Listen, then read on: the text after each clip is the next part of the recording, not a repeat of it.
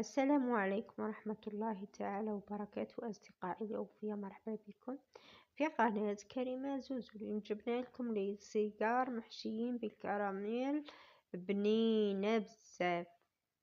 السيجار محشي بالكراميل يعني كيجي رائع كثير.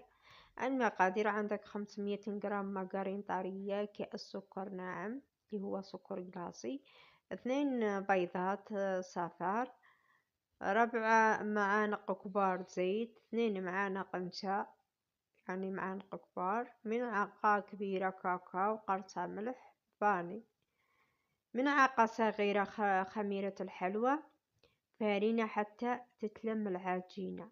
الحشو ديال هذا الحلوى هو كاس لوز أو كاوكاو محمص ومرحي، 100 جرام حلوى الترك نيسلي كراميل. طريقة التحضير هي: نخلط الزبدة مع السكر، نزيد البيض ولافاني، نصف باقي المكونات ونلم العجينة طرية، نخليها ترتاح نصف ساعة، نفتح ونقطعها شرائح، نفتحها بالحلة العجينة ونقطعها شرائح بالطول. نلف على مول السيجار، شدوا العجينة افتحوها بالطول وشدوا المول تاع السيجار، حطوا المول تاع السيجار ولفوا العجينة فوق المول تاع السيجار، ومن بعد قطعوها بالقطاعة الجرارة اللي تقطع لكم العجينة، فهمتوني؟ ونطيبوها في الفرن متوسط. بعد الطياب نحشوها بالخليط اللوز وحلوة الترك ونيسلي ونلف بالشوكولاتة. يعني هذيك يدخلوا هذوك المقادير انا مفهمكم.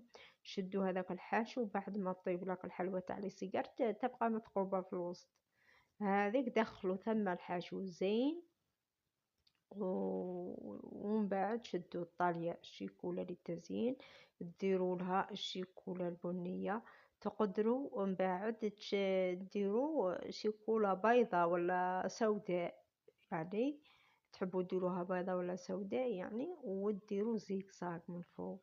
تقدروا هذيك الجوانب منا ومنا تحبوا تزينوها بيستاش، يعني تجي رائعة كثير للتزيين حسب الرغبة. ونتمنى هذا السيجار تجربوه لأنه صراحة كيجي رائع وكثير كثير وبنين، ويعني سهل التحضير، ما يتطلب لكمش مقادير كثيرة. واللي عجباته الوصفة إن شاء الله نتمنى يخلي لي جيم وتعليق محفز، ونتمنى تجربوا هذه الوصفة. لهنا نقول لكم شكرا لكم أصدقائي الأوفياء، إلى اللقاء في وصفة